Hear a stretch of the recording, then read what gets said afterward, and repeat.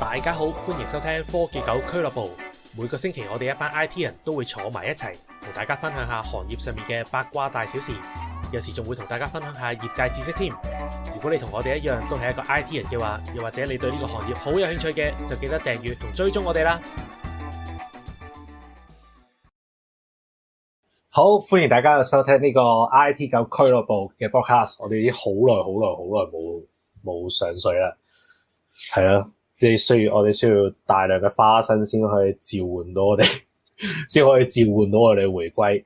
所以咧，今日咧我哋就嚟講呢個香港嘅花生啦。最近嘅花生係咩啊？福水，喂，最近嘅花生梗係科展銀獎啦。呢個 hashtag 已經喺 Threads 嗰度瘋傳咗好耐噶啦，瘋傳咗大概應該有2個禮拜噶啦。MediSafe 啊嘛，我哋啲英國嘅講花生，係講花生前，大家講下最渴望就係食花生啦。食花生前講下大家呢排發生咩事先啊？都好一段時間啦，係咪先？喂，等嗰啲過咗英國嗰啲講咗先啦，梗係。我都想聽呢啲嘛。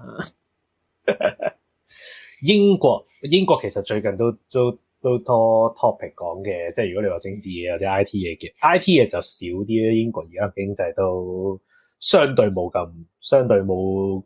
即係整體嘅市場都相對冇咁好。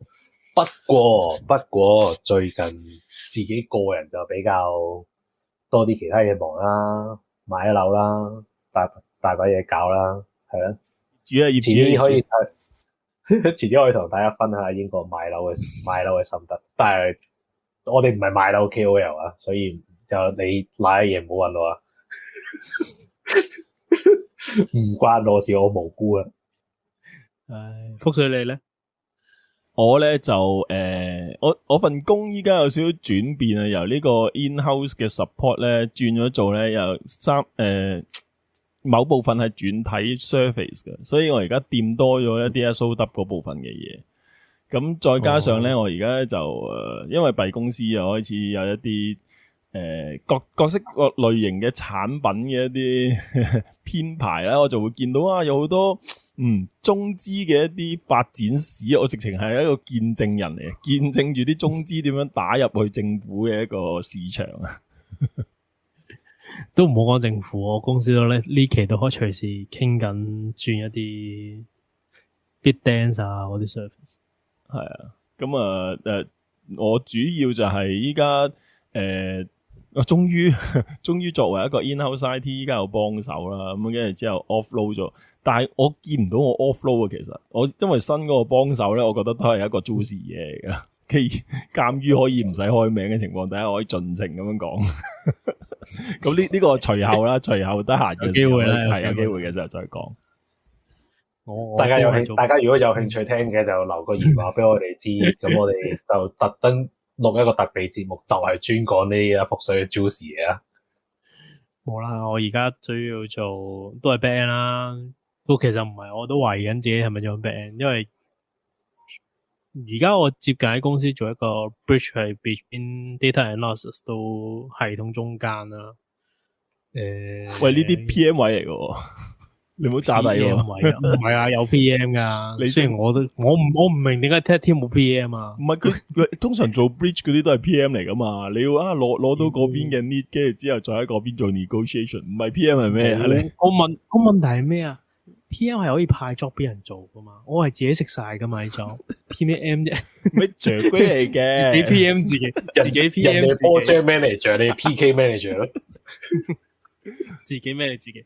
我而家接好多啲有一半係關於 data analysis task 咯，因為做好多 user behavior tracking 啊嗰啲嘢多，啲 behavior analysis 啊，跟住啲A/B test 啊，啲 marketing 嘢啦，啲廣告類嘢會多啲啊。而家攞唔攞得出嚟講？攞唔得出嚟講啊！真係攞得出嚟講，實攞得出嚟講噶。我發覺 Google 同 Meta 真係好強大噶，呢兩三年我發覺真係好撚強大噶。係啊，好撚細鳩，但佢哋個後台都係一樣咁撚垃圾噶。麻煩強大啦，強大唔該個股票升翻上去。我對所有我而家覺得對於 high tech 嘅公司嘅感覺就係佢哋全部都係好廢啲後台啲 documentation，但冇用嘅，因為佢哋已經係最好嗰啲嚟嘅。係啊，即係再乸西嘅都仲有，哇個你試有得揀咩你有得揀啲中國 party 係啊嗰啲 job，哇啲度爛到啊！喂，唔好講度啊！屌你係基本上想裝啊！你知唔知我淨係裝個 ITSM， 我裝咗幾耐？我裝咗4日啊！黐線。咁而家會接多咗，因為除咗呢啲之外，仲做咗好多公司啲 infrastructure integration 嘅嘢多咯。轉型啊我都唔明點解我咩啊？轉型啊我係做 dev 到 integration 中間嗰啲啫。做唔撚係做得，即係要喂！你而家 dev op 做晒啦，咁跟住落嚟係咩？dev set op 咯， dev 我唔使我做嘅，我多數揾 infra 教嘅。係啊，我哋會有派他句俾佢嘅啫。哦，OK，落手做唔遲啲我哋使遲啲我哋呢個但係要諗咯 channel 就得翻我一個曲舊，就會得翻我一隻曲舊喺度。認真咁講嘅，我叫 developer 啫。我翻工寫曲嘅時間可能每日得2-3個鐘㗎咋。唔係 hold 住先，等我自己轉我唔會係曲狗嚟嘅，我唔會。冇啊，因為打時間唔係開會啦、傾嘢啦、執嘢啦。如果唔係都冇乜時間入講，跟住 fix bug 啊，搞定時間睇人哋啲曲啊。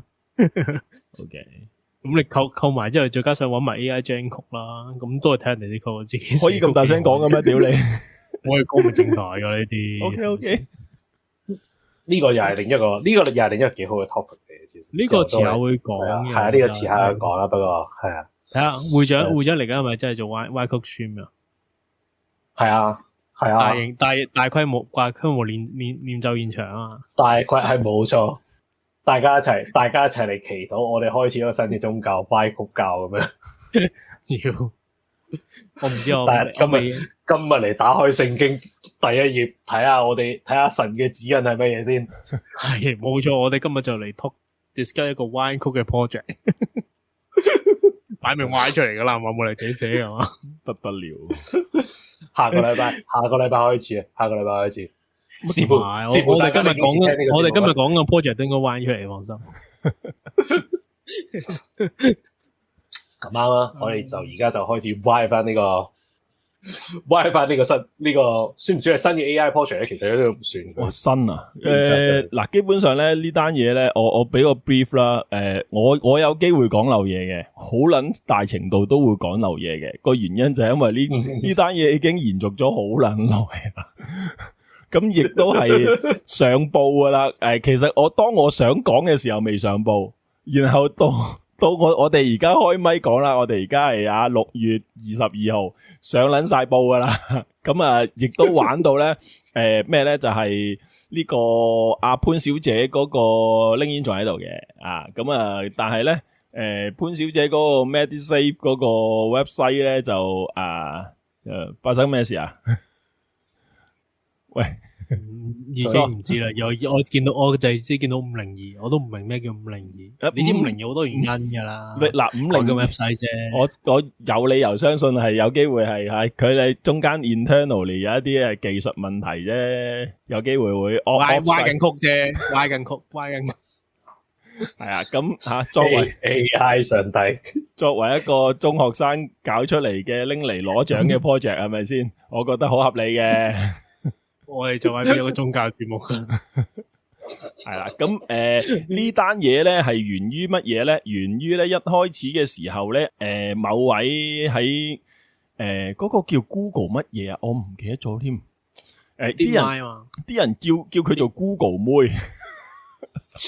阿希呢張係俾人叫做 Google 妹嘅。咁佢個即係唔怕講，因為咧呢單嘢咧佢自己都想大把多人多啲人去知嘅。咁阿希呢張佢個Threads 嗰個 ID 咧就係佢個 IG 啦，就 underscore B2BBIOK 咁樣嘅。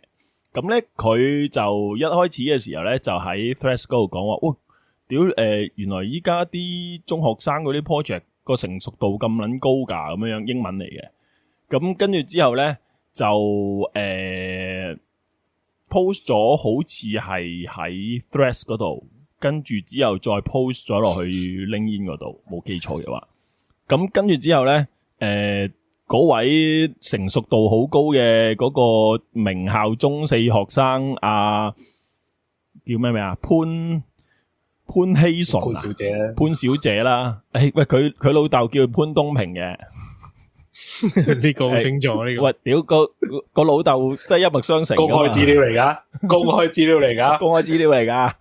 咁阿潘小姐咧就搞咗個 project，咁佢搞開呢啲 project 㗎啦，佢唔止一呢單㗎，佢有咩 Kiss for Kiss 啊，好撚多嗰啲咁嘅 side project 咧係整出嚟，跟住之後咧就去參加一啲政府啊或者係一啲其他一啲即係資助機構啊嘅一啲獎嘅，咁跟住之後咧就通常即係攞咩金銀銅咁樣啦，咁。初咧佢咧就話，個成熟度咁撚高嘅咁樣，咁啊 send post 出去啦，冇開名嘅。咁然後咧，阿潘小姐嗰個 LinkedIn 咧，唔知點解個中四學生有 LinkedIn啊，我理解唔到嘅，唔緊要。咁跟住之後咧就send 出嚟就話有人咁樣話我咁樣，即係個意思就係話點可以咁樣去 accuse 我嘅，咁樣算係一個 bully 嚟嘅，唔可以俾呢一啲咁樣嘅事情發生啦，諸如此類啦，英文嚟嘅，我呢啲英文學歷唔高嘅，真係翻譯唔到成篇噶啦。咁跟住之後，最重要個位係 sexual abuse 嘛，好似係。係嗱，嗰個係後話，唔係喺嗰篇文嗰度出嘅。隨後咧，阿希莉姐會好啲。阿希莉姐咧就即刻喺後續喺呢個 Threads 嗰度發文啦，就話咧有人開始喺佢 post 嗰篇嘢之後咧，就開始 DM 佢，然後呢一啲 DM 裏面咧就極盡羞辱之能事啦，又將佢 bisexual 嗰樣嘢拎出嚟講啦，咁跟住之後又即係講到好難聽啦啲嘢咁樣，咁跟住之後佢覺得咧係一個 bully 嚟嘅，跟住之後咧就開展咗呢一個將 MagSafe 起底嘅一個心路歷程啦。咁就作喺佢咁樣去將呢一單嘢公開兼且開埋阿潘小姐個名嘅時候咧，就潘小姐嗰篇嘢咧喺 LinkedIn 嗰篇嘢咧就 delete 咗。咁好啦 delete 咗啦，跟住之後咧就同樣地阿希莉姐咧就繼續受到呢一個各式各樣嘅網絡霸凌啦，即係嗰啲 DM 鬧佢啊 K crack 嗰啲嘢啦，咁佢就開始咧就 post 點解即係喺 MagSafe 嗰度究竟有一啲咩嘅 concern 啦。咁第一個 concern 係咩咧？第一個 concern 就係呢個 project 咧係一個拎嚟俾一個學生去參加比賽嘅嘅 project 嚟嘅，但係咧個 project 寫嗰個人咧唔係個學生嚟嘅，即係佢完成呢個 project 嘅人唔係呢個學生嚟嘅，而係一間咧巴基斯坦，好似啲人不斷講係印度，但係其實係巴基斯坦，由4個巴基斯坦曲狗搞出嚟嘅一間 AI coding 嘅公司，一間啲人話咧巴基斯坦都係印度，屌點啊？Build AI different， 係個 build AI different 係啦，咁由佢哋咧就去完成呢個 project 嘅。咁開初咧嗰間巴基斯坦嗰間公司咧，都仲會將潘小姐呢個 project 咧擺喺佢自己嘅 website 嗰度，兼且仲話呢個 project 咧係由佢哋完成嘅。當俾阿希莉姐拎出嚟編嘅時候咧，就9秒9改鳩咗。我哋幫佢refine 個 project 嘅啫，咁樣係啦。咁而另一個 concern 咧就係阿潘小姐咧係不斷咁樣強調啊，喺各式各樣嘅訪問嗰度強調咧係用 real data， 係醫學界嘅 real data 去進行呢一個 development 嘅。好精彩啊！咁就牽涉到咧有呢個病人隱私啦，即係各式各樣嘅一啲 legal 嘅 concern 啦。咁跟住之後咧就再有人挖出嚟咧，就係佢用啲咩 data 嘅咧？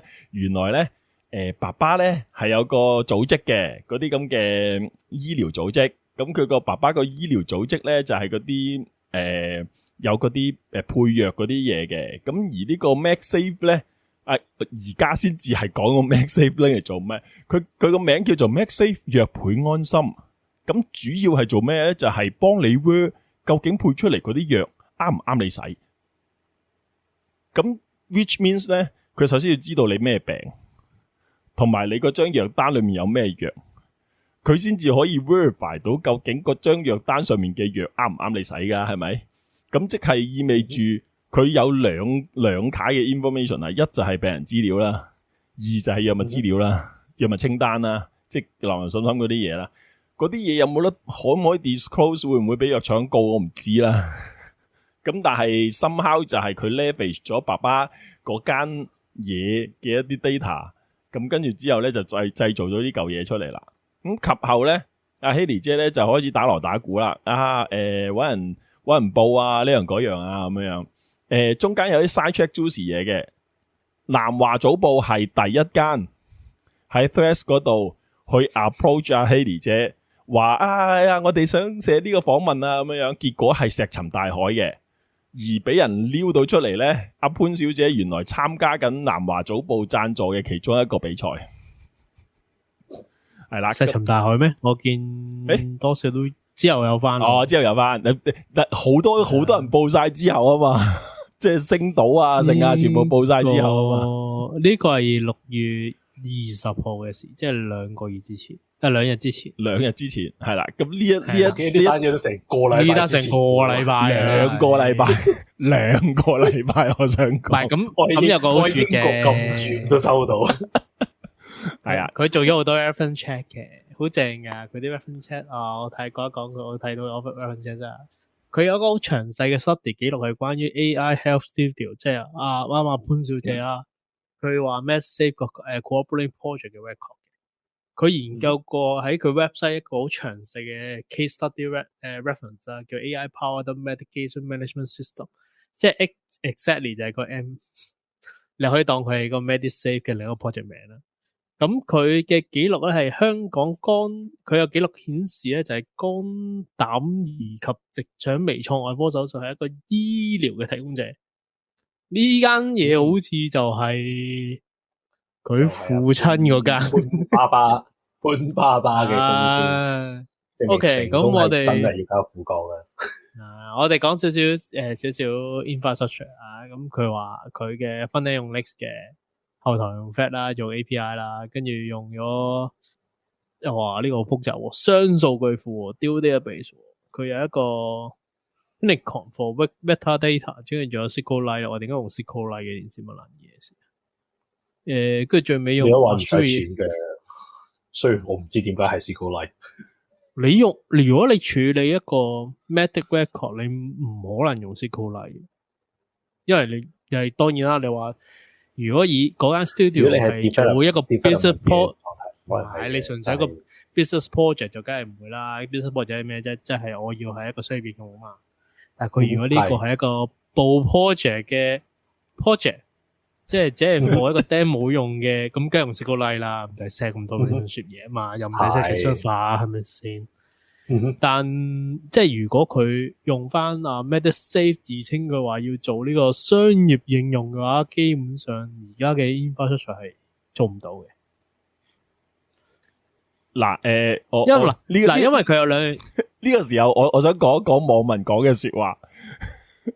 網民講嘅說話咧就係話近排 hot topic 一定係科展銀獎，好奇翻查一下，醫管局藥物名冊上有超過1500種藥物，而國際疾病分類有數以萬種嘅疾病，考慮到仲有性別、年齡、人種、病史等因素，僅以有限嘅病人數據都難以相信可以做到可信嘅配藥結果，單靠100個 stimulate patient 或者1000個真實病人資料，即使唔考慮道德倫理問題，做到 accurate 100% 嘅結果，更大可能嘅係因 sample size 不足而未能揾到嗰個程式未知嘅不足同埋盲點，喺實際應用上面嘅風險反而更大。另外聲稱準確度達到100%，喺商業上仲有科學上都係極其危險嘅事。市面上有好多產品同埋服務，最多都係咁話，各方面達到90幾，就係俾自己留條後路，有咩事都有得轉彎。哇，呢啲好正常啊！咁另一樣嘢，因為佢講多少佢 AI model 用阿 Suri 嘅 OpenAI 啦，即係過去出面噶啦。先唔講啲 data secure 啦，我哋 AI 幻覺嘅嘢就大家心知肚明啦。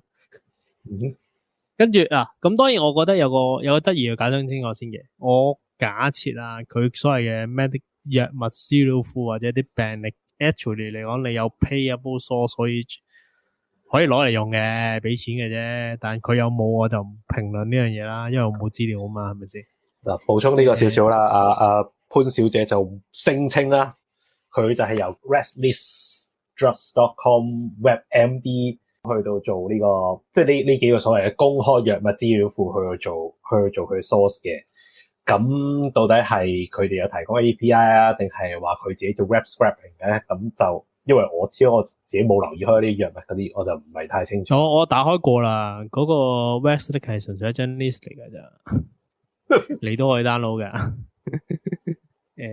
跟住 WebMD 望一望先啊，佢啲 list 都有嘅，都齊嘅。因為你知有啲生態唔同嘅，外國咧，我唔知英國係咪啦，佢哋好興自己賣藥嘅。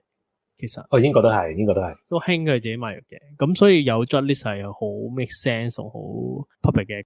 美國 FDA 都應該會出 drug list 啦，呢個好正常，即係佢哋批咗藥啊嘛，呢啲都係啲基本嘅資料嚟嘅。但記住藥嘅重點問題就係同一個功能佢有好多種藥嘅，我唔 sure 佢點樣用佢嘅所謂 AI 判斷到個 user 應該用邊一種。咁當然我哋都聽好多新聞啦，話咩將啲人喺 OpenAI 同 ChatGPT 傾偈，跟住發現自己有隱病啦，呢啲可能得咧，應該得嘅。但如果你話我嘅醫生要用呢樣嘢，我就有些懷疑啦。係啊，咁啊，跟住之後阿希莉姐其實最近呢幾日都開始不斷咁樣乘勝追擊咬住上噶啦。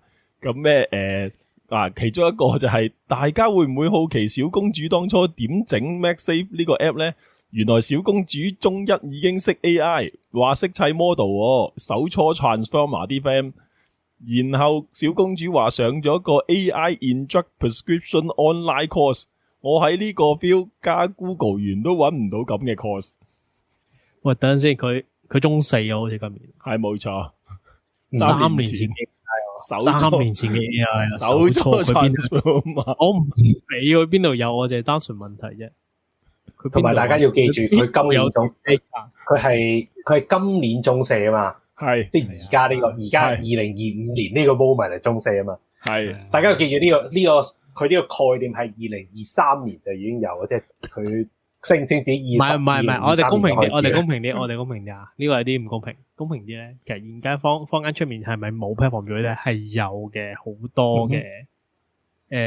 京東有啦，即係大陸京東有啦。嗰個就00年開始噶啦，01年攞批文噶啦。佢而家應該用緊某部分噶啦。咁IBM 有啦 ，IBM 嗰個就好高級啦。Watson Health 嗰個就佢係連個 AI 都係 Watson 嚟㗎，你有聽㗎啦。Watson Health 你就知有幾高級啦。咁我唔知佢哋有咩可比性啦。但係即係認真，我簡單嚟講就係佢個 idea 唔係新嘅。佢個 idea 係講緊我啱啱出嚟做嘢，可能講緊10年前已經有類似嘅嘢。咁當然佢嗰陣係 rule base 啊，即係單純地係用一啲基本嘅藥，即係舊式嗰啲 logic 咁樣啦。佢用 logic 形式啦，咁係啦，咁 logic 形式有好處嘅 ，logic 形式就只會將個 final judgment 俾翻個 nurse 啊，咁我哋負責係派同埋即係 suggestion 咁樣啦，係啦，佢就負責做 alert 嘅啫。咁當然啦，alert 嘅好處就係 alert 嗰個唔使負責啊嘛，你明唔明啊？咁你話佢嗰個？佢都係一個 alert 形式嘅，因為佢自己話啊嘛，佢就係話防止人哋開錯藥或者係自動複核個呢個藥物處方有冇過呢個藥物敏過敏啊等等嗰啲嘢啦。但 actually 嚟講呢啲都係一啲即係如果 rule base 啊 rule base 就揾19幾年前嘅嘢，我諗20年前都有。咁如果你話新嘅 AI 啦，我唔知佢個 AI 喺邊啦，因為佢其實如果望翻佢個 usage rate 咧。我冇特別睇過佢個 website，因為你知佢 website 而家去唔到噶啦。咁佢係一個藥物過敏史啦，同長期用藥使用同臨床情況嚟複合翻醫生開咗嘅藥物處方同劑量，減少藥物失誤風險啦。我都係睇 media 寫嘅啫。係啦，咁如果睇呢個 rules 咧，基本上啦，我唔知點解可以攞獎。因為係一啲好舊嘅 concept。點解咧？因為佢其實係純粹係用一啲藥物過敏時啦。咁病史同臨床藥，你知藥嘅 relationship，你知食一種藥可能食咗第二種藥嚟複合翻醫生開嘅藥啦。簡單啲嚟講係認真咁講咧，大多數你醫生開藥啲系統本身 build in 一啲 rule base 都係呢啲嚟。佢純粹塞咗 AI 落去嘅啫，如果 logical。咁我唔知個 AI 有幾 AI 啦。你作為一個做過中學 IT support 帶嗰啲學生去參加比賽嘅人而言咧，呢啲獎呢啲咧，其實好死嘅啫，大家唔需要太過上心。到底點解去攞到呢個獎？嗰度個 concept 攞到呢個獎唔係最搞笑。我覺得本地獎項入面有個評委員最搞笑嘅讚揚就係關注病人私隱安危，再完成到達至到商用級數。呢個先係最好笑。你 sure 呢樣嘢係商用級數 ？Square Light 喎。評審唔一定識嗰啲嘢㗎，大家要記住。咁又係，你又好有道理。我以前帶學生參加拍片剪片嗰啲評審都唔識嗰啲嘢。係啊，跟住最搞笑就係我唔知幾時開始改咗個講法啦。佢原本係話用病人 data 啊嘛。係啦，而家係用 simulated patient 啊嘛，模擬嘅病人 data 啊嘛。哦，咁如果我作為一個科學獎嘅研究，你用一個模擬病人 data 做出嚟嘅 application， 你同我講有商業可用性，我喺呢方面就有少懷疑啦。即係我咁樣講啦，其實成件事你話發大最大嘅原因都係兩位女士開始互相攻擊，所以先至發大啫。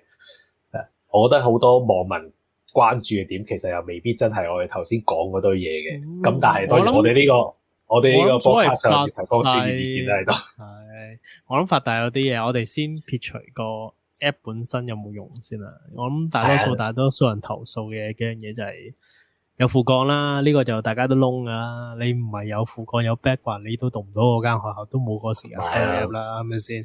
聖保羅喎，你個易讀啊？唔係啊。另一樣嘢啦，我唔知點解，除非你身邊都係咁，因為我唔知而家啲所謂高級中學生係咪真係中意報呢獎。which 呢個已經唔係我哋當年會做嘢啦，我哋已經打咗幾好個啦，你知啦。我哋 small potato 係咪先？第二樣嘢就係我諗唔明，就係一個中四學生去報呢，專登俾錢去做呢個人工智能輔助平台，個目的係咩？當然你話贏獎呢個當然係啦，咁當然係啦。我諗緊係咪並唔係佢想做？你知感覺上同佢父親嘅關係比較密切啊，會唔會係一啲佢父親本身要做呢個 project？你知而家香港啲醫生咧好中意做啲 business project 噶嘛？係啊，佢有啲唔知點樣諗出嚟，你啲聽落去都係似老豆諗咗個 idea 做完出嚟啦，有 project 俾錢買完，有 demo 用咯。喂，個女要報獎，俾埋佢啦。嘅可能性會冇可能咧？嗱，基本上咧又曾經啦吓，根據阿希莉姐嘅揣測咧，係呢一個潘小姐咧。中四啦嘛，開始鋪路啦嘛，去一啲 Ivy League 嘅一啲大學噶啦嘛。咁而而家香港人唔係唔可以去 Ivy League 噶吓，唔得噶，人哋天龍人點同你香港人要入就入京華。你呢啲咁嘅蟻民。人哋多錢到讀完北京嘅，再去讀外國嘅得唔得？咁都得，4+4啊嘛，大家都知嘅。唔係啦，同埋人哋出嚟都要打工啫，你估嚟啊？你個 IVE，人哋個 IVY 兩樣嘢嚟嘅。你好啊，冇啊，但有樣嘢嘅，如果作為一個中四學生，你去玩呢啲 project，OK，我當你假設為咗你報Ivy League 啦，或者報你大學嘅將來嚟講，係咪真係好有幫助咧？我就好懷疑啦。嗱，我都係嗰句，即係始終咧喺我哋嘅角度去諗有錢人嘅世界咧，其實係兩個古仔嚟。因為點解我咁講咧？就係我曾經見過一個 real case 嘅，真係 real case 喺台灣嗰度。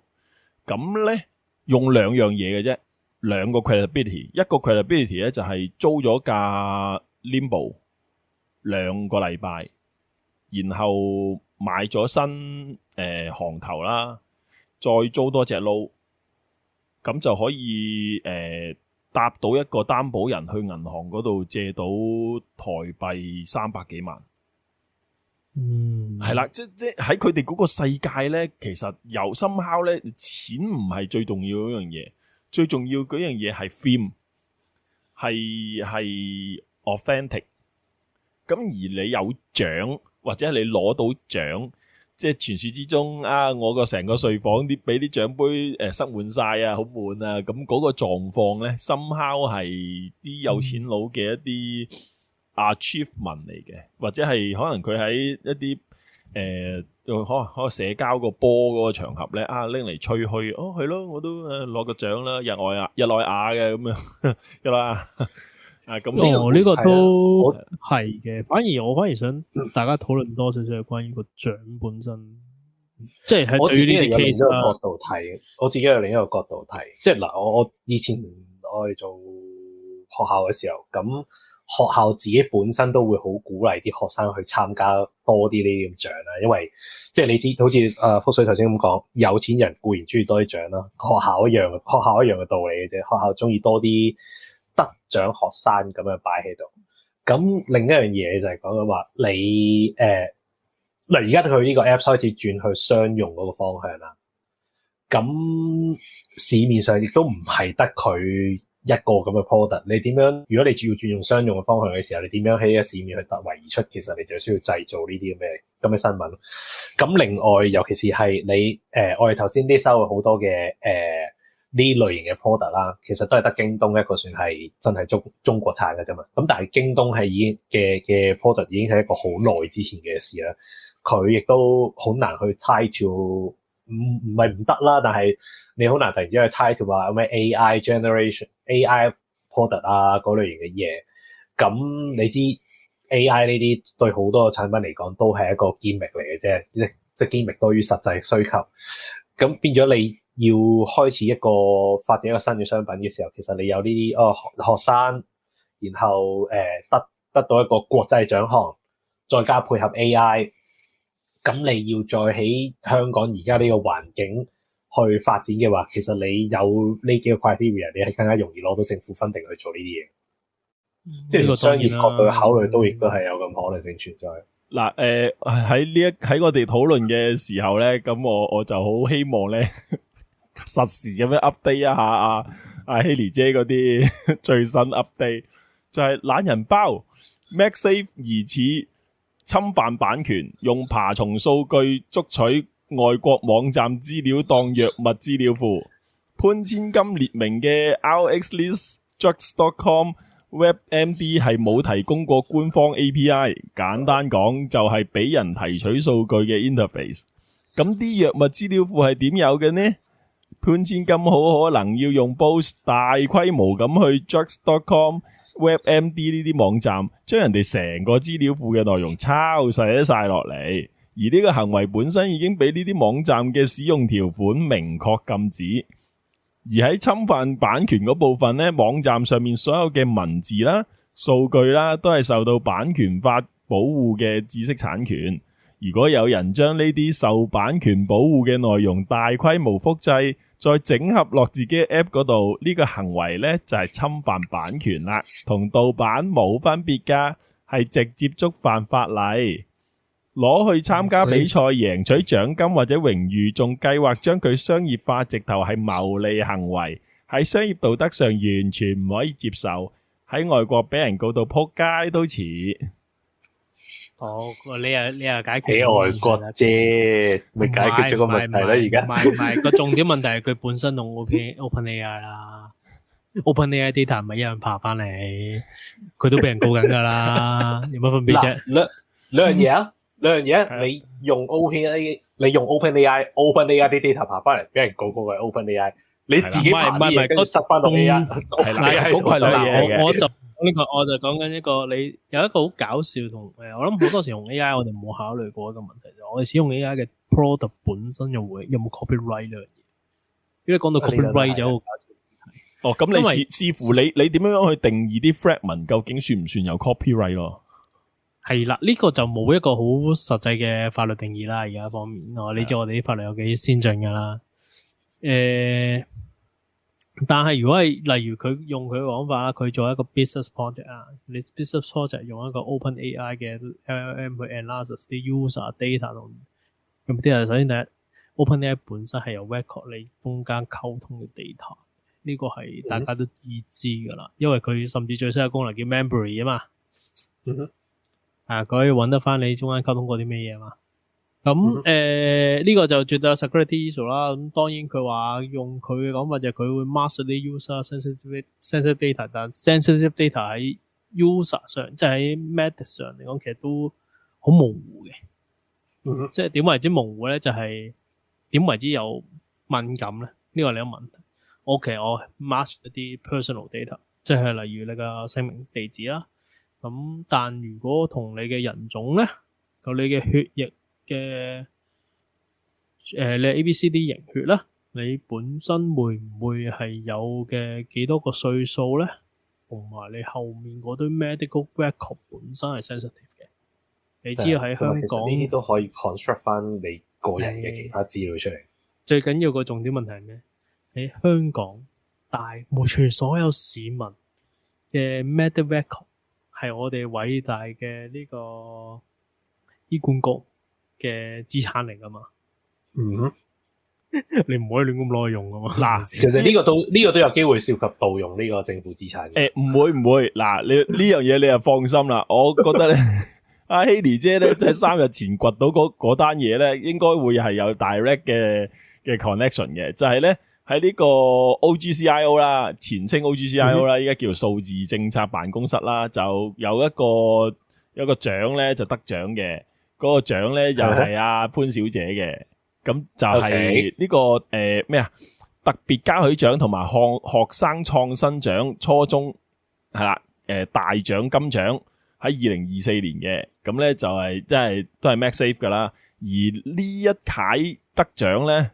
同呢一個醫健通裏面咧，某部分咧，一個 function 咧係關於嗰個 reduce error and repeat test 咧嗰樣嘢咧就好相似嘅，咁好有理由相信咧，應該係爸爸希望將啓嘢咧就懟過去俾醫管局嗰度塞埋落去醫健通嘅。你都知道醫健通呢啓嘢本身都係由好幾個原先完全冇拉楞嘅嘢拼湊埋出嚟嘅一個縫合怪嚟噶嘛，咁我極度相信冇完用過呢嚿嘢。唔係香港電子病歷都應該講緊20年都有咯，到而家好似我唔知健通有，因為我而家冇接觸啦，我唔知健通入面究竟有幾互通性。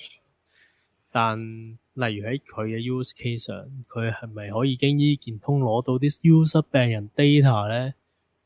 去幫佢嚟緊所謂嘅 business project， 你知佢係一個 business project 啦。咁嚟緊 business project 去用咧，因為你知呢啲嘢，我諗佢 target 都應該係香港又好，global 又好一啲醫生啦，去幫助佢哋去喺開藥時間安心啦，係咪先？某程度上，你如果呢個 project 詳細發大嚟做，就會變咗一個係咪證明咧？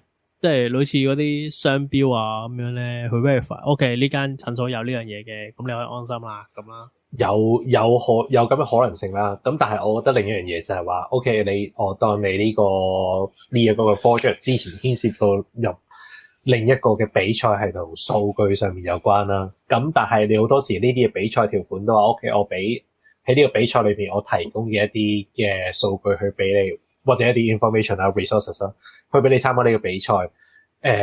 呢啲嘅 resources， 你尤其是係同數據有關嘅嘢，理論上喺過咗呢個比賽之後，你唔應該係用喺其他比賽上面。咁當然有灰色地帶嘅，即係你呢嚿嘢係，只不過係同一嚿嘢，而呢啲嘅我哋嘅 train 過嘅AI 啦，咁佢係佢冇 train 過 AI 㗎，記住佢冇 train 過 AI 㗎。anyway 啊，即係我即係理論上你可以有灰色地帶，到底佢係咪真係帶住呢啲嘅 data 去咗下一個，即係去咗下一個獎項度咧？我哋無從得知啊。咁但係我就覺得唔係代表話佢有一個正當性去使用呢啲嘅 data 去商用或者係呢個咁嘅日內瓦比賽裡面咁樣咯。同埋咧講翻呢個醫健通咧，我嘅user experience 咧就停留喺2023年嘅。咁當年我見到嗰個情況係點樣咧？成個醫健通咧，我單方面喺病人角度見到咧，就係你只要 create 個 account 啦，其實某程度上唔算係 create account，某程度上係裡面擺某一啲 dataset，可能 let's say 係身份證號碼啦，或者係電話號碼啦。咁跟住之後就作為一個 login 嘅嗰個一個 anchor point 啦。咁跟住之後咧落翻自己個 email 啦。咁你就可以 access 到好多嘢噶啦。你可以交藥費啦，你可以俾診金啦，你可以 check 你嗰個 medical record 啦，你可以by PDF 見到開咩藥啦咁樣。即係我見到已經係有呢一大堆嘢噶。咁而且咧，你係可以用 app 嚟睇啦，你係可以用 website 嚟睇啦。跟住之後你如果拎住醫健通嗰啲 information 去私家診所睇咧，私家診所咧就可以somehow by我唔知中間係by API 定by咩啦，就可以攞到呢啲 information， 兼且攞到多數咧，佢哋醫家診所咧，佢本身有自己一套系統嘅，咁嗰套系統接醫健通應該都好基本㗎，應該都 OK 嘅。係啊。咁 which means 咧，基本上你個人咧，佢好勁嘅，勁在咧佢會提你幾時覆診啦，佢會如果有 emergency 咧，佢有個掣可以撳就直接可以通到去醫院嗰邊嘅。聲稱未冇用過呢個係啦。咁但係會提覆診會成，基本上某程度上你成個人啊，成個人嘅身體狀況咧，你基本上有80%都擺得上去嘅，除咗你 real time 嗰啲 information 啫。咁呢個亦都係本身電子病歷啊，或者醫健通想做到嘅嘢。因為其實你知一樣嘢之前啦，其實好麻煩。例如咧，好多時啲 ad hoc 病人咧，佢哋可能講真啦，你認真，如果你平時開私家，你唔會無啦啦會去咗公立醫院噶嘛。咁以前嘅公立醫院未必有私家嘅病歷啦，咁有陣時你發生意外，咁你可能會好容易會開錯一啲你過敏嘅藥嘅，係類似呢啲基本嘅保障嚟嘅，其實都可以都好合理嘅呢樣嘢，其實喺外國點樣多啦。會長有冇啲咩喺英國嘅經驗？英國我覺得呢個第日可以開一個新嘅 topic 嚟，就淨係講英國呢邊醫療嘅嘢。咁但係其實英國，你知香港嘅醫療制度其實某程度上就係 based on， 即係都係同一個政府咁樣開發出嚟啦。所以其實好多嘢上面都係大同小異嘅。咁只不過係英國呢個地方相對大好多。而亦都即係你會有好多地方相對比較落後，咁對於互聯網嗰個依賴性冇咁高，同埋亦都唔似香港咁，你可以有一個中央地區去管晒呢堆嘢，咁所以相對上比較分散啲咯。咁但係你話純粹講緊係病歷上嘅 share 嘅話，其實佢哋就冇咁 instant 嘅。但係例如好似我而家買一樓，我由一個區搬咗另一個區啦。其實我要將舊嘅病歷 transfer 去新嘅地方，我係完全唔需要做任何嘢，我淨係需要喺新嘅地方註冊話，即係登記。我而家就喺呢個新嘅地方住啦，我要喺呢度睇醫生啦。即係揾一個自己嘅醫生註冊咗之後，咁佢自己就會去，即係佢哋自己背後就會自己溝通，然後將你啲病歷帶晒過去咁樣咯。咁但係呢邊比較。呢邊我哋話就話係 GP 啊，咩政府醫生咁樣啦，類似咁，但係事實上其實佢有少少似係私家診所，只不過係有政府 sponsor， 即係有政府資助，所以你睇醫生你唔使另外再俾錢啊嗰啲咁樣，係咁樣嘅啫。咁所以英國係嗰度叫 NHS 啊嘛，係英國 NHS 啊，係啊，印象中咁所以 A check 有個好處㗎，因為而家咧香港咧，你去每間診所睇緊系統唔同㗎嘛，跟住睇間鋪頭啦，睇間連鎖啦。如果佢連鎖鋪頭有可能用同一系統啦，咁你街口街尾嗰啲有另一個系統啦。醫管局有一個系統啦，其他細嘅私家醫院亦都另一個系統啦。咁其實系統與系統之間係好大 difference 嘅。咁我所知英國嘅系統係應該大致上差唔多嘅。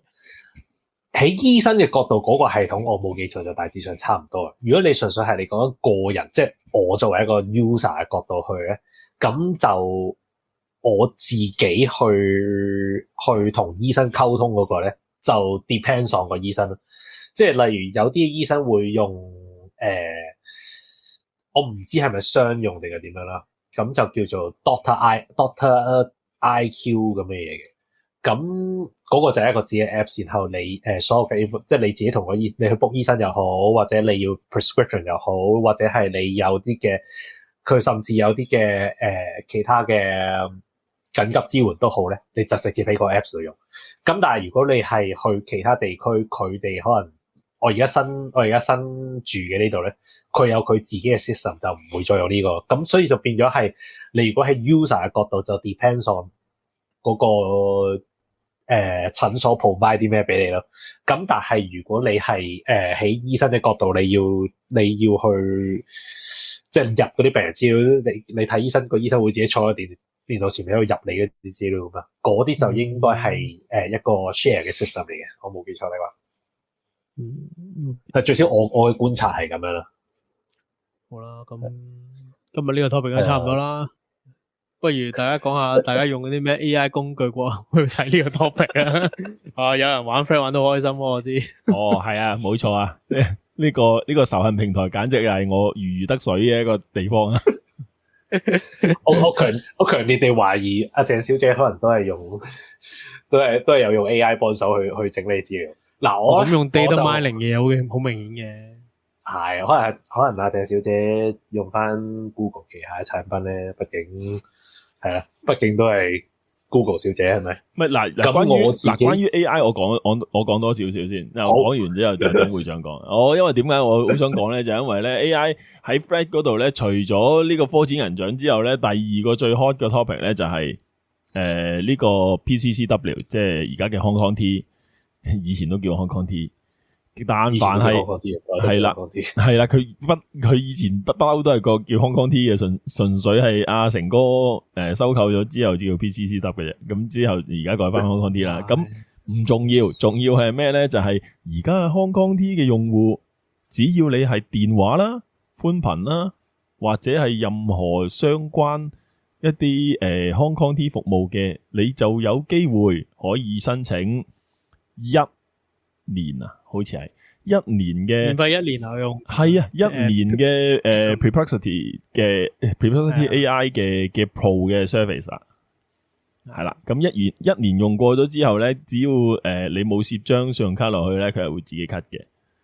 咁啊，唔係啊，佢唔係自己 cut 嘅，佢好正啊！佢個我用個 license 咧，佢淨係去到嗰一日嘅啫。哦，即係去到1年之後嘅咋。開完之後1年之後嘅時候，佢唔會續約，亦都唔需要 payment 機會。好，更加好啦。我唔知佢哋會唔會想喺佢哋個電話 plan 度，或者係啲網絡攝落去啦。喂，我覺得 OK 喎，其實我覺得遲早會有嘅嘢嚟。我覺得幾抵玩嘅，係啊。會長，你啱啱想講咩？我冇，咁即係講翻，大家用緊邊個 AI tools 去幫手做下資料搜集先啫。你知市面上咁多而家多啊，都真係多。我自己用因為我有即係石油電話啦，咁而家可能緊 Pixelcity 啦，呢度用得多啦。我自己 local 嘅話我有自己 ARM Studio 用自己 host 嘅 Salesforce 嘅 Gemini 啦 ，Grandma 啦，你當 Grandma 啦。另外公司會用 Gemini 同 Google 成套 ，Google 係真係好用嘅，感覺上。Perplexity 我反而覺得佢規規地嘅。最基本個問題係 Perplexity 佢唔係用 Markdown return， 真係好麻煩。因為 copy mark logs 又麻煩，佢又唔可以直接 save logs，真係好麻煩。呢個再諗啦。呢個就係咁樣。我用過呢個 Perplexity 啦，咁基本上 daily 噶啦。但凡係任何一啲即係 infra 人，我覺得 Perplexity 嘅嗰個 data mining 再加一啲 analysis 嘅 function 咧，其實係好好用嘅。撇除嗰啲 formatting 嗰啲嘢咧，我唔撚知啲曲狗點解咁撚執着。咁跟住之後，另外咧就係Cursor 啦。Cursor 我覺得係一個哇，真係一個方向嚟啊！即係由我喺度屌鳩佢，屌你啲 wipe 曲啫，咁跟住之後咧就有人開始刮我一巴，就係唔係喎，佢後面連個SQL 都可以幫你 jam 埋咁樣。咁跟住之後再嚟嘅就係呢個我公司都係用緊呢個，都真係 OK。係啊。我好少喎，因為我個人用 GitHub 嗰個 Copilot 都多嘅。我公司兩個都有。係啊，我冇啊，因為公司冇俾錢嘅，我用 free 嘅啫。咁但公司全部係 Google 嘅，咁又裝 VS Code 落 Google Gemini 啦，咁又玩緊個叫咩啊 Jules 啊 JULES 嘅。佢自己根據佢自己翻曲翻個 GitHub project 啦，呢個都幾好玩嘅。我自己就反而中意我冇特別用開邊個 AI 嘅，純粹睇下我做緊乜嘢。例如好似呢個 case 咁樣，我要代呢啲花生嘢。咁花生嘢最好梗係俾我揾得梗係 social media 啦，係咪？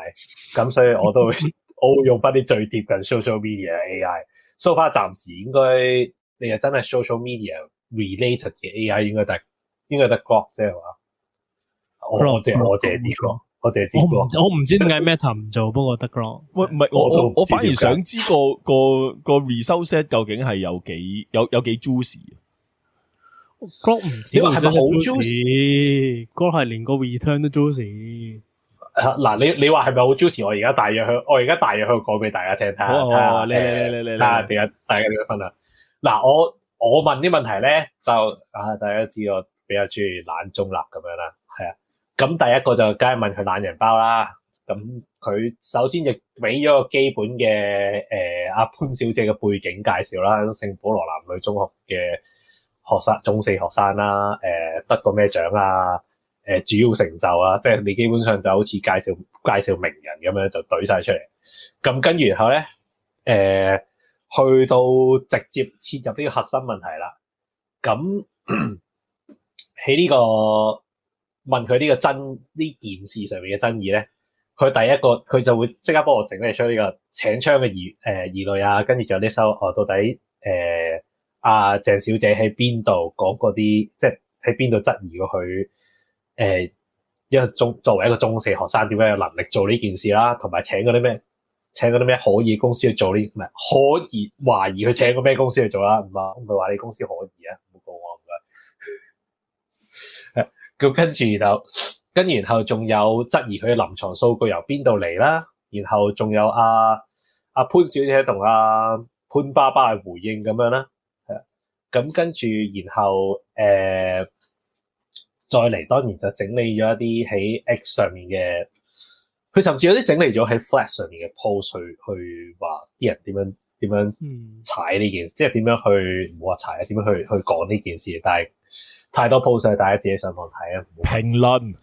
評論係太多評論，冇問我留言係冇價值嘅。咁鄭小姐頭先阿福瑞就話鄭小姐就講呢啲嘅，即係佢呢幾個嘅外國網站就冇提供到呢啲嘅 API 嘅 service 嘅。咁而你做呢個 web scrap 嘅時候咧，其實理論上係會觸犯佢哋嘅terms of use 啦。咁呢件事咧，喺阿福水提及呢件事之前咧，Grok就已經話俾我知啦，就已即刻話就已經即刻講出到底呢啲嘅資料會係點樣嘅情況之下點樣嚟嘅，同埋咧Grok亦都提供咗呢個。我唔知算唔算準確啦？呢個 estimate 嘅時間表，到底潘小姐喺 estimate 嘅時間裏面有冇可能完成到呢個任務咧？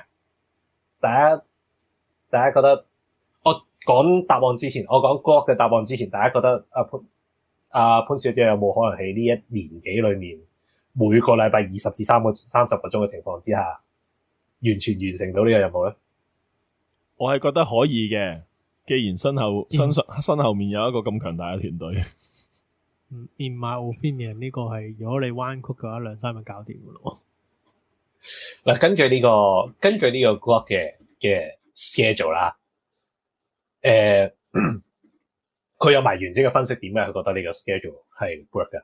首先講結論，Grok 係認為係 work 嘅。當然，我自己作為一個呢個專業嘅判斷啦，都係好似福水咁，背後有一個身後有一個咁龐大嘅團隊，呢件事係冇乜可能做唔到嘅。咁首先，資料整合嗰方面啦，根據呢個 Grok 嘅預算咧，佢喺爬呢3個嘅網站咧，需要嘅時間咧，由學習約莫1個至2個月嘅時間啦，每個禮拜約莫1個至2個月嘅時間去學習點樣去寫去爬啦，然後咧爬完之後咧，整合呢個資料庫，包括呢個 data cleansing 啊、structure 啊等等咧，約莫3至6個月啦。咁3至6個月，呢個係有 API 嘅情況，冇 API 嘅話，可能係6至9個月啦。根據 Grok 嘅講法啦，咁而佢就指出咧，呢個學生嘅背景咧，佢就喺香港資優教育學院上面參與嗰個呢個 Photon 同埋 API 嘅課程啦。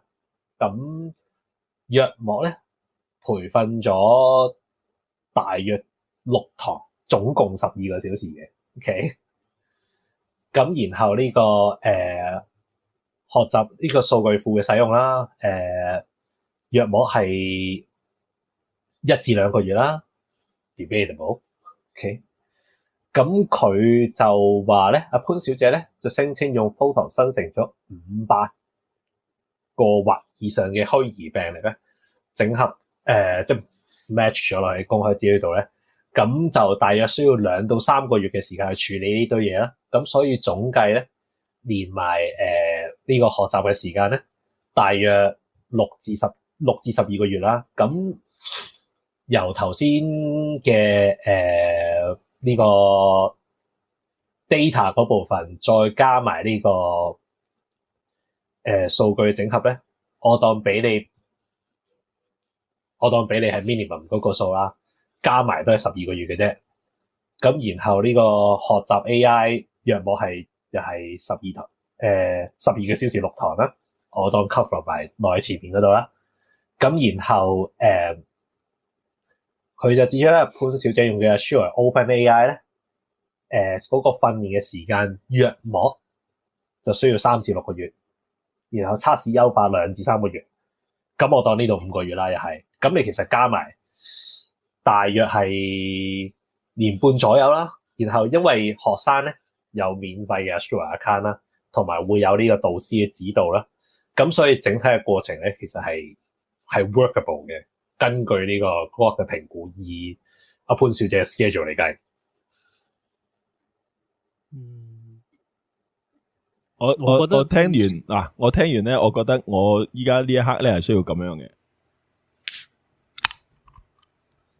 開翻杯先啦。嗱咁嘅，其實咧認真講啦，咁第一樣嘢就係，其實我覺得最 valuable 同最難 negotiation， 最就係 evaluate 佢應該用嘅時間就係佢哋所謂嘅 raw data 嘅 processing 啦，同埋個 optimize， 呢個係最難去 evaluate 嘅。咁當然人哋後面有個咁大個醫生，係咪先？啱定錯嘅判斷啊嘛，我哋唔得啊嘛，係咪先？身後有強大嘅團隊，背後有強大嘅祖國。嗱，咁又公平啲咁講，佢用翻佢嘅結構，我睇翻，我都係睇翻收差 wing pool 個度嘅 reference 出嚟個度嘅啫。嗱，你小心啲講，人哋咧係呢個國安小先鋒嚟嘅。係我講錯，唔係收差 wing pool，係呢個 Pixelmate 喺呢個 AI Health Studio 嘅 document 係一個 Hitchester 嘅 document 啦，佢應該已經唔存在嘅。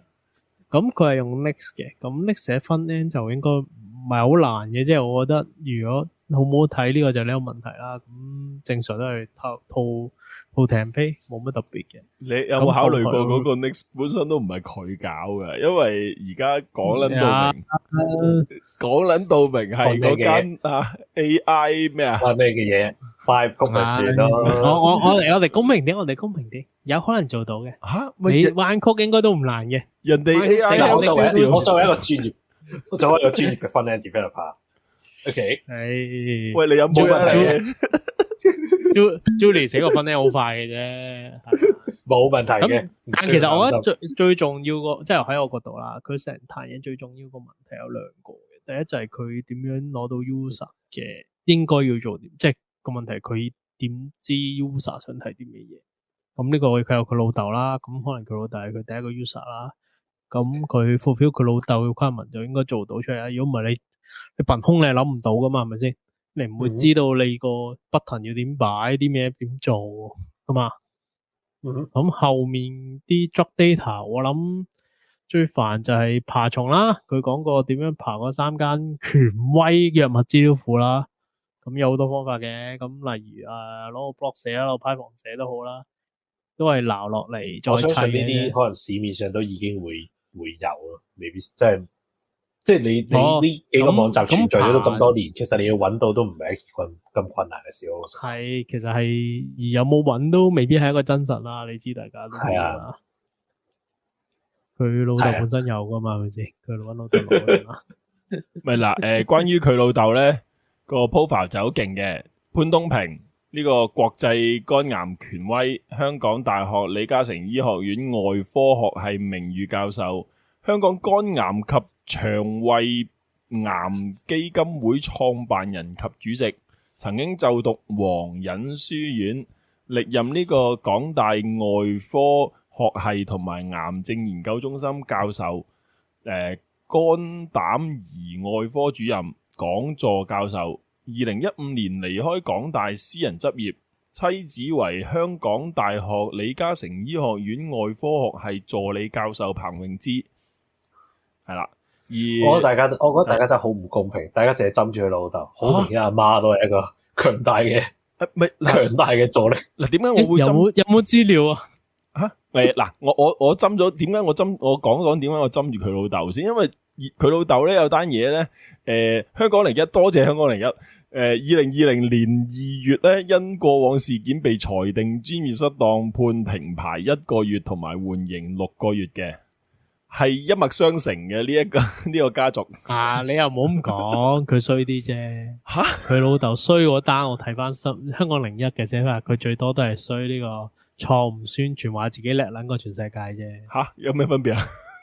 咪100%準確率咯。係啊，我唔評論啊。而呢一個阿彭詠芝。阿彭詠芝女士咧係喺 SPCC 嗰度咧係有 seat 嘅，佢係家長嘅嗰個成員嚟嘅。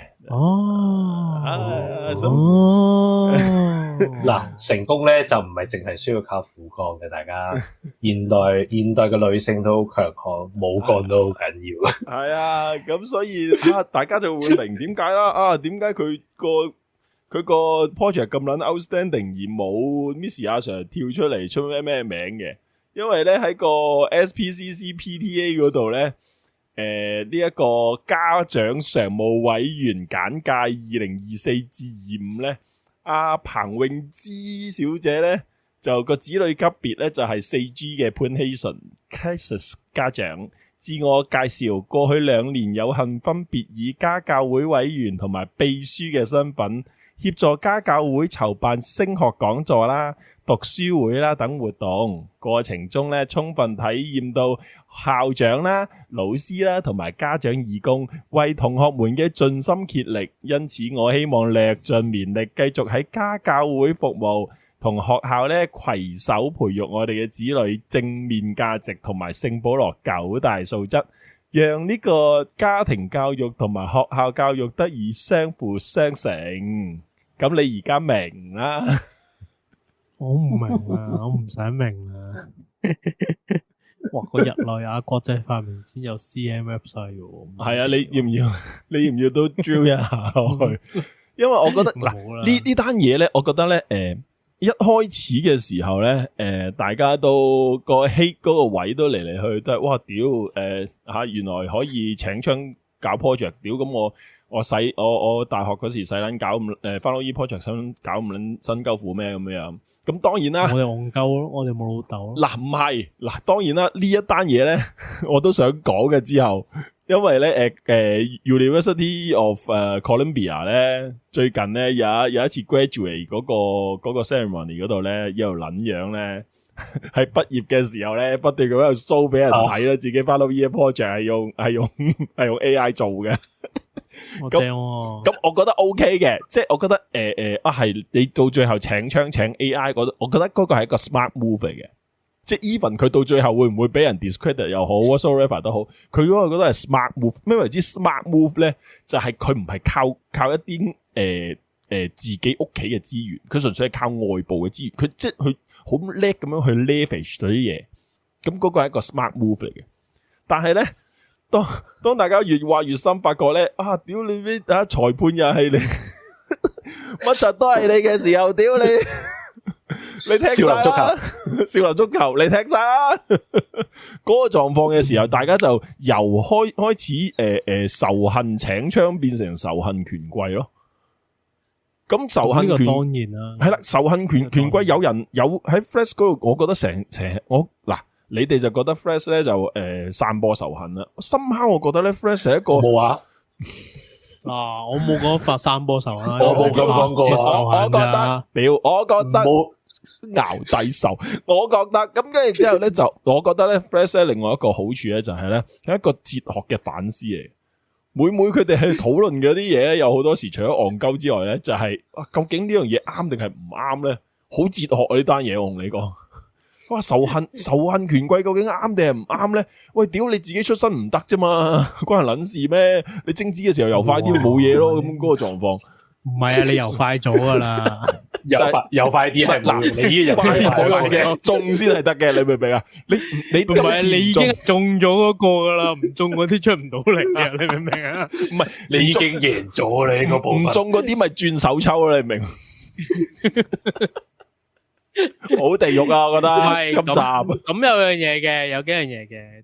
第一啦，我諗有幾個問題啊，我諗大家要思考。第一樣嘢就係我個 Fred 呢個就係其中一個啦。但係我覺得最緊要嘅問題就係究竟呢啲獎攞嚟做咩？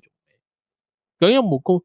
即係如果我開個獎出嚟係俾一啲咁嘅權貴去利用佢父母嘅資源或者自己嘅空閒，或者佢哋先有誘因去報嘅，其實呢啲獎冇乜用，即係對於成個社會嚟講，即係我所知啦，我睇過好多次佢個獎嘅寫法係咩啊？幫助推廣大家玩 STEM 啊嘛。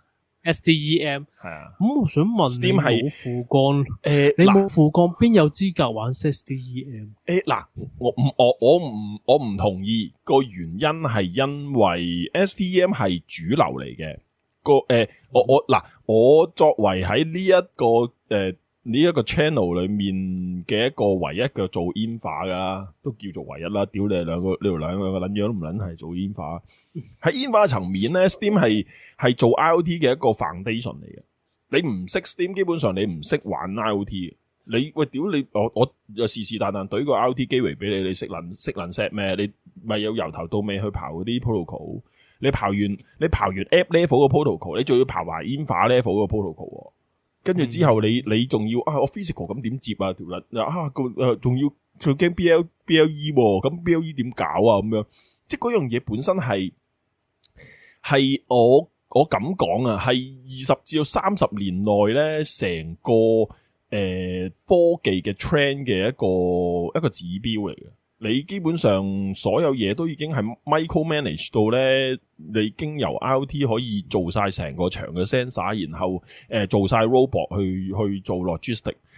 點解啲人成日都話係貨倉冇前途啊？因為我淨係 invest 成套嘢落去幾球嘢，跟住之後嗰幾球嘢嗰個倉已經可以 at least 營運20年30年。我20年30年請嗰啲人。嗰嗰個錢已經大過幾球嘢，咁你完噶啦，即係你嗰啲人唔撚使請噶啦。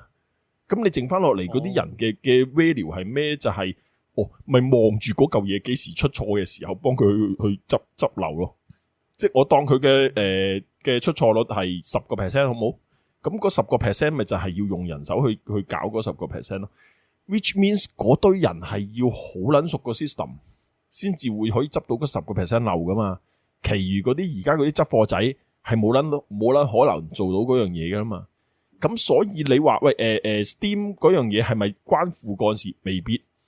Steam 嗰樣嘢係而家淘寶可能你上去淘寶拗一拗幾千蚊咁樣有齊晒成 set 嘢噶啦。由嗰個 IoT 機圍啦，到可能類似 Raspberry Pi 有上面好撚多啊，咩 Orange Pi 啊乜柒都有噶，好撚平添仲要。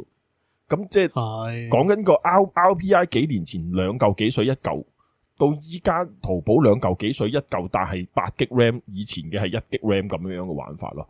咁你話Steam 係咪淨係有錢先玩得？唔係，但係而家嗰個最麻煩嘅狀況就係咧，有好多資源咧，原先權貴當面嚟咗，依家 open 咗俾我哋，而以前我哋冇咁容易知道呢啲污糟邋遢嘢，依家屌你哋未攤開晒，好似黃頁咁樣隨你查，咁就呢啲好緊，係啦，呢個係進步嚟嘅社會嘅，係啊。但係某程度上呢一個進步就會打破咗有一個平衡啦。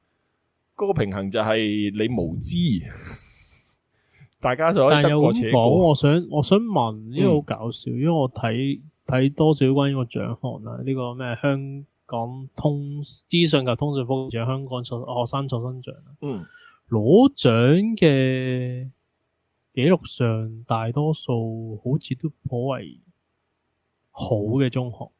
咁好正常嘅。嗱，我自己嘅見解就係咁樣，即係都係嗰啲都有做過呢一方面嘅嘢。咁其實你話好嘅中學同唔好嘅中學點解攞獎？點解多數攞獎嘅都係好嘅中學咧？其實未必話真係你話唔好嘅中學啲學生係咪特別差？係咪特別冇能力咧？其實唔一定係嘅。咁但係好多時係你一啲嘅相對比較差嘅學校，佢哋喺學校個層面嘅資源咧，未必有咁多。因為其實你要去參加呢啲嘅比賽咧，當然學校唔使俾咩入場費啊嗰啲啦。咁但係你要去啲學生要去做呢件事嘅話，你必須要有一啲嘅老師啊，或者一啲行政上嘅協助學生去做。咁而好多時你一啲資源比較少嘅學校啦，你知香港嘅學校嘅資源嘅來源，其實好多時都係視乎你間學校喺學術嗰個層面，即係啲學生出到嚟做得好、讀得好唔好啊嗰啲咁樣。咁佢哋未必有足夠嘅資源去 sponsor 去協助啲學生去做呢啲嘢。咁好似今次呢個 case 咁樣啦，我哋先撇除富唔富降嘅情況啦。你一個學生你要 achieve 到一個咁樣嘅 achievement 嘅時候，你背後需要幾多嘢去協助？你要有我亦都撇除佢話揾唔揾人請槍呢個問題啦。佢一個禮拜要咁樣可以耗到20至30個鐘頭嘅時間去做呢件事，我 assume 呢個係一個即係呢件事係真先啦。你有幾多嘅學生可以去喺學術即係喺學校時間以外嘅時間去咁樣去投放先，尤其是你如果係資源不足嘅學生，咁變咗喺呢啲資源不足嘅學校，佢哋未必真係可以幫到手咯。而資源足夠嘅學校，尤其是好多係私校咁樣咯，你佢哋相對俾到嘅資源多好多。好似我以前做嘢嘅時候，其實嗰間學校都係私校啦，亦都係相對比較好嘅學校啦。咁佢哋係會投放到好多嘅好嘅資源俾學生，例如我哋做剪片咁樣。咁你剪片你要有好嘅電腦，你要有好嘅器材，你先至可以相對比較容易去做出好嘅產品啦。如果唔係，你就將你喺你嘅創意上面就需求更加高啦。咁變咗你淨係學校可以提供到呢一啲咁嘅幫助嘅時候，其實對個學生而言已經係好大，即係幫助好多嘢咯。咁所以呢啲嘅獎項好多時會係一啲比較好嘅學校或者比較出名嘅學校先至攞到獎，其中一個好大原因就係資源嘅問題咯。同埋我想講咧，我係嚟自一啲傳統嘅學校嘅，即係喺某段時間啦，人生某段時間啦，好有幸咁樣讀過一啲 Band One 嘅學校啦。我係知道有好多時咧，佢哋嗰班撚樣咧，嗰堆咁嘅中產細路咧，係好有系統咁樣去獲取某一啲嘢嘅。你都見到啦，阿潘小姐其實佢又識拉 violin 又識彈鋼琴。屌，其實咧佢如果唔懶醒踩過界過嚟呢個科創咧，冇人會搞鳩佢嘅。好老實咁講，其實佢唔喺 LinkedIn 度出聲都唔會有人。係冇錯啊，即係佢自己選擇 lay low 嘅話，其實呢單嘢咧就咁過咗噶啦。咁但係佢自己屎忽痕，佢老豆我唔知佢自己屎忽痕定佢老豆屎忽痕定係佢啲 fans 屎忽痕啦。咁樣搞一支咁嘅大支嘢出嚟先搞到咁樣嘅啫。喺本質上佢其實係公關問題嚟噶嘛。係啊，喺我一切嘅災難都係公關災難。係咁喺我讀中學嘅嗰個年代咧，當大家都喺度點樣Form 1升 Form 2啊，Form 2升 Form 3嘅時候咧，即係大家喺度諗緊升 Form 啊，即係喺度追逐緊個成績嘅時候咧，喇沙嘅課外活動係咩咧？係讀 Romeo and Juliet 啊。即第二個世界嚟噶，人哋嗰啲課外讀物啊，或者係功課以外嗰啲嘢咧，係你想象唔到噶。即係嗱，你syllabus，sorry 啊 syllabus 咧係俾人喺 summer 嘅，即係喺暑假嘅時候搞噶。人哋喺暑假嘅時候已經讀晒成個 syllabus 嘅嘢，譯書本身已經曾經試過有一本作品嗰度去講過話，自己佢係可以成個夏天成個暑假就已經睇晒成個 syllabus 嘅嘢啦。佢剩翻落嚟成個學期係做緊啲咩咧？就做緊一啲人哋做唔到嘅嘢咯。咁某程度上好多名校都係咁樣嘅 situation 嘅，就係佢個課外活動啊，有好撚多奇奇怪怪嘅嘢噶。點解大一設計學院有好多全部都係 Band One 學校篩選落嚟嘅？就係因為得 Band One 嘅學校先至會有燒嘅嗰啲陶爐同埋瓷爐啊，即係陶瓷咧，咪需要有啲爐去燒嘅。有啲 Band One 嘅學校係有電子爐同埋火爐兩樣嘢一齊有啊。係啊，銅石版畫啦，總之你諗唔到嘅所有嘢喺 Band One 學校嗰度都有大量嘅資源傾瀉落去。你要知道，Band One 嘅學校唔單止係有一啲直資中學，仲有一啲咧係私校嚟嘅，私校更撚誇張，即係嗰啲你俾成個操場就等於人哋成個半個維園咁大嗰啲咧，係更撚誇張。都去過。我唔知幾多人係經過何文田啦，大家嗰間係華英定乜嘢？華英培正啊嘛，喇沙唔係嗰邊，另一邊由油麻地方向行上去經公主道嗰邊。係啊，嗰間你如果有啲人係行過嗰條路咧，你由油麻地消防局嗰邊行過去，行翻上去何文田嘅話咧，頭嗰一段路啊，頭嗰5分鐘啊，中間完全冇馬路啊。頭嗰5分鐘你行嘅都係同一間學校嘅邊嚟嘅。係冇錯，嗰間係中學嚟噶。好，佢隔籬啲女好撚正噶嘛，真光。係，我覺得呢啲都唔係最誇張。因為我去英基啊，去嗰隻 George 5啊 ，George 5，哇，誇張到啊！人哋有網球場，有游泳池噶。所以點解會話藍血人係藍血人？個原因係因為佢哋個世界觀，以至到佢哋嗰個社交根本上同我哋係完全冇交集噶，只係咁啱一個唔覺意有 social media 呢樣嘢，俾我哋見到佢，揭發到佢，掀開到佢成個 so call 藍血人嘅一個生活嘅某一個角落頭，俾我哋可以窺探到佢哋。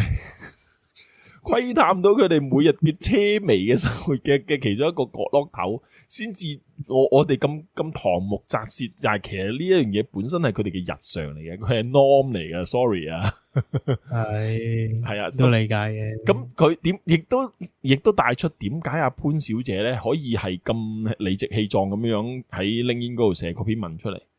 佢覺得嗰件事本身係 rightfulness，係啊，冇錯。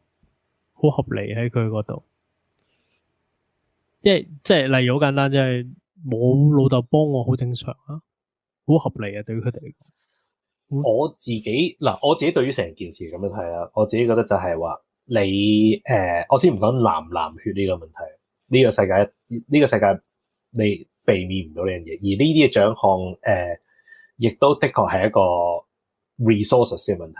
你一般人冇足夠 resources， 其實你好難真係喺呢啲獎項裏面攞到一啲咩成就。而我都咁樣講，我覺得 STEM 已經係喺呢啲嘅獎項裏面相對上最 poor friendly 啦。我唔講 fair 啦，但係相對上最 poor friendly 嘅。好似頭先阿福水咁講，你屋企可唔可以？你屋企或者你學校可唔可以有成個 firm 咁樣去幫你燒個陶瓷？唔 work 㗎呢件事，係咪？咁所以 STEM 尤其是係 software 嘅 STEM， 某程度上已經係最 poor friendly。咁但係我覺得喺呢件事上面，其實我自己咁樣睇啦，最大嘅問題並唔係淨係講緊話參加呢啲獎項到底嗰個有冇呢啲外力嘅幫手嘅問題啦，而係呢兩者嘅價值觀嘅衝突嘅問題咯。作為我哋啲冇資源嘅人，當然就會覺得呢個獎項唔公平啊！咁樣去點樣講？即係去俾佢贏咗呢個獎項唔公平啦。但係其實呢對於嗰啲人嚟講，佢根本就一開始就冇諗過係要俾你參與。哦，又冇咁講嘅，我會覺得嗱，佢假設佢都係一個技術獎啦，咁我係覺得理論上佢攞係好合理嘅，佢攞個 business project 去同一啲中學生嘅 project 困，佢冇理由輸嘅，佢唔應該要輸嘅，你明唔明？咁當然佢符唔符合你個獎項嘅 requirement 就獎項自己決定另一回事啦。佢獎項冇寫話唔俾啊嘛，係咪先？我哋都知嘅。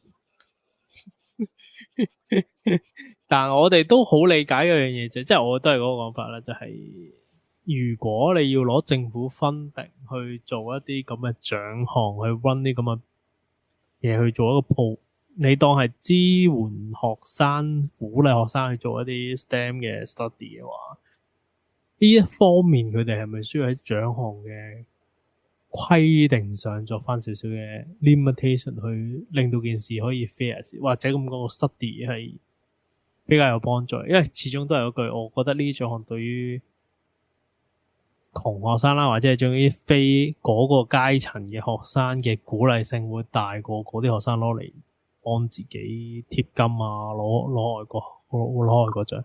反而我覺得我對日內亞佢哋去攞個咩日內亞嗰個，我就覺得冇乜意見，因為嗰個都唔係政府俾錢啦，佢要自費去參加噶嘛，係咪先？係啊。我覺得嗱，你呢個都認同嘅。係我覺得我覺得係你學嗱，我個 wrap up 啦，我 wrap up 啦就係好簡單啫。潘小姐呢啲咁樣嘅行為，阿希莉姐覺得係需要去 review 晒成個 academic 嘅，好，即係佢覺得係屌呢個係 academic 裏面係不可接受嘅。而喺我個角度咧，我覺得咧呢個本身原先都唔係我個世界嚟嘅，好老實。即係我呢啲紅褲仔出身嘅，即係從來啲翻工先至係我嘅日常嚟噶嘛。呢啲關我撚事咩？咁只不過就係咁啱，我哋闖入咗嗰個藍血人嗰個遊戲規則，導致到我哋可以窺見到呢一幕，而我哋覺得世界唔公平啫。咁公平係相對嘅，你有資源咪公平咯。咁我會覺得大家聽日都係要翻工。呢一件事俾到我哋嘅，只不過就係話喺依家呢個咁嘅 situation 底下啦，我唔講英國點樣啦，我淨係講香港點樣啦。得翻服務業啦，得翻一啲好唔係好賺到錢嘅嘢啊，再結合埋我老細同埋我公司依家接翻嚟嗰啲咁嘅橋呢嘢咧，我覺得呢啲咁嘅 situation 只會越嚟越多㗎咋。因為大家都會傾向就係將仔女俾最好嘅俾仔女，然後最好嘅係咩？最好嘅就係 film 咯，即係你喺出到嚟社會，即係你係讀完書出到嚟社會做嘢嘅時候，或者出到嚟社會去碌嘅時候，最好嘅護身符係咩？就係加諸喺你身上面嘅所有嘅聲譽啊、光環啊、各式各樣嘅嘢，去帶動你嘅人脈。我好記得㗎，我好記得咧，我讀Band 1學校嘅時候，有個同學同我講啊，就係最幫得到你嘅係你喺 ConU 嗰班朋友啊，嗰班同學啊，係啊，你最幫得到你嘅係你 ConU 嗰班同學啊，唔係你中學嗰班。係啦，佢喺黑鳩我嘅時候講呢一句嘢，而當時我係唔明點解，關 ConU 咩事啊？咁我而家明啦，得 Band 1嘅學校先至會大規模咁樣可以進駐到 ConU 嘅咋。而到最後，只有得 ConU 嗰班同學會先至會喺現實社會嗰度有足夠嘅資源同埋人脈去帶動你所有嘢嘅啫。如果唔係，都唔係嘅嚇。喂，解釋咩叫即係兩個識字嚇？我承認即係我識字，但我覺得冇幾間中學真係一定得嘅。英皇啊，你知嗰啲舊生會係大到有開學噶嘛？譬如你大家都知嗰間舊生會幾咁強大噶啦，嗰啲咪就係學校識人咯，啱啊，係啊，啱啊，因為學校多勁人咯。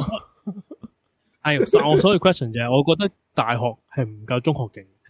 唔係嗱，我點解我會覺得，即係我哋嘅超哥都係靠佢爭中學噶嘛，係咪先？係，但係最 direct 嘅係大學啊嘛，即係最 fundamental 會即時生效嘅就係大學嘅人物啊嘛。反而你中學嘅人，反而我會覺得大學嘅會進入咗個階段，就係真係勁，即係最 top tier 嗰班唔會喺香港讀啊。係啊 ，IP 呢，所以香港嗰啲唔係幫到佢嘅，唔係幫唔到佢嘅，但唔係好幫到佢。係，即係當然啦，ConU 有 ConU 嘅 lead 啦 ，Ivy 有唔係嗰個 Ivy 啊，Ivy 有 Ivy lead 啦，個 Ivy 都有 lead 㗎。OK。喺路同啊嘛，明啊，唔係嗰個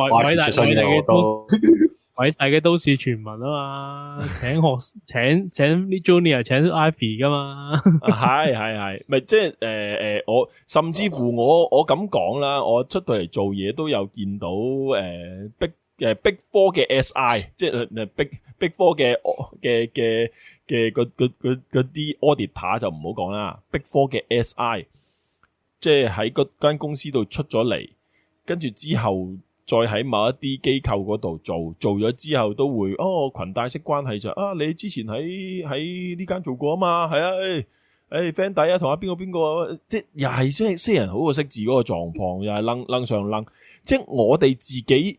甚至乎紅褲仔嗰班都會有咁嘅 situation 嘅時候，你點能夠去杜絕到喺最上層嗰批人唔會呢？甚至乎係人哋係點滑撚咗牙添啦，覺得甚至乎 take it for granted 添啦，係咪？咁我哋討論公平性係冇意義嘅，呢個世界唔會有公平噶啦，相對嘅啫。咁即係你有咩資源，咩咪會傾斜，乜嘢會傾斜喺你身上面咯。咁到最後你永遠接觸唔到嗰個社會階層，正常嚟講係接觸唔到嘅，只不過係咁啱今次嗨到咁解嘅啫。呢個就係我 wrap up 嘅對於呢件事嘅睇法啦。我自己大致上都認同你嘅睇法嘅，即係我覺得另一個比較延伸少少嘅點啦，就係其實你由呢件事你可以睇到呢一個藍血人嘅社會同其他人嘅社會其中一個最大唔同嘅重點就係你可以即係唔好聽啲講就係互相包庇啦，但係好聽啲講其實就係互相協助咁樣。咁變咗我會覺得呢個都係大家可以值得學習嘅地方咯。我自己覺得呢件事對於我哋一般平民嚟講啦，固然喺學術層面你會覺得係都冇話覺得得，的確係唔公平嘅，對於一般嘅人而言，因為事實上就如我頭先所講，呢啲嘅獎項佢哋嘅成功與否啦，除咗話好睇你個人嘅能力之外咧，其實最睇嘅反而係你有幾多 resources 可以俾你發揮。你個畫布越大，你可以發揮嘅越多，你嘅想像力當然越豐富，越可以做到多嘅嘢啦。無論你點樣覺得不公都好，呢個係你冇辦法去否認。即係我覺得呢個係一個好現實嘅嘢嚟嘅。所以當你要去打破呢件事，或者係都唔好話講打破，我並唔覺得呢啲嘢係可以打破到嘅嘢，係咯。咁預期花太多嘅時間去審呢件事公唔公平，其實我覺得可以嘗試下喺呢個男權嘅社會裏面睇下啲咩係值得參考嘅嘢，嘗試 achieve 喺自己嘅 level 裏面咯。即係好似頭先講咩暑假期間會走去讀晒成個 syllabus 呢啲啊，我覺得呢個已經唔係 resources 嘅問題，呢個而係你自己個人做唔做。我諗冇嘅，即係如果你講教育層面嘅問題係好難嘅，因為你知有多係由你屋企人俾你嘅價值觀啊，你冇嘅話就唔會有嘅。但係我反而覺得喺呢個 case 你要理解一樣嘢就係有啲資源會令到某啲技術被壟斷，你知呢啲啦，例如。我哋香港用唔到某啲 AI 啦，我都唔明佢點解用到 Azure OpenAI 啦，佢唔知點試牌㗎，你知冇聽用唔到啊嘛。類似呢啲嘢喺呢啲 case 你 understand 咗個 background 之後，你會決定選擇做啲咩？你可以有佢㗎，其實冇問題嘅，即係佢唔會影響到你聽日返工或者你第時做啲咩㗎嘛。其實如果你單純地嚟搵兩餐食餐飯嘅話就。但你會亦都了解一樣嘢，就係你如果唔想嘅話，你係咪需要自己去花多啲功夫去做呢啲嘢咯？咁你可以選擇學嗰啲 AI 嘢嘅。咁我又唔覺得佢個 application 好 business 向。你話香港係咪真係完全冇一啲 business 嘅 AI project？又唔係冇嘅。咁咯，你可以試下玩下嘢。其實我覺得大家有機會嘅話，係。好啊，正啱講 Pixel 未免費啊嘛，玩啦。嗱，冇收錢㗎，不過如果成哥想 sponsor 我哋，無人歡迎。成哥可以隨便聯絡。你諗太多你。好，咁大家仲有冇啲咩需要補充？如果冇嘅，今集嘅時間就嚟到呢度先啦。我哋下一次嘅 topic 我哋下次再話俾大家知啊。不過如果大家有咩 topic 想聽嘅，想聽我哋三條友喺度廢噏嘅，隨便就喺下邊留言話俾我哋知啦，或者你有相熟嘅朋友可以直接PM 我哋都無人歡迎嘅。好啦，咁今集嘅時間就到呢度啦，多謝大家收聽，拜拜。拜拜。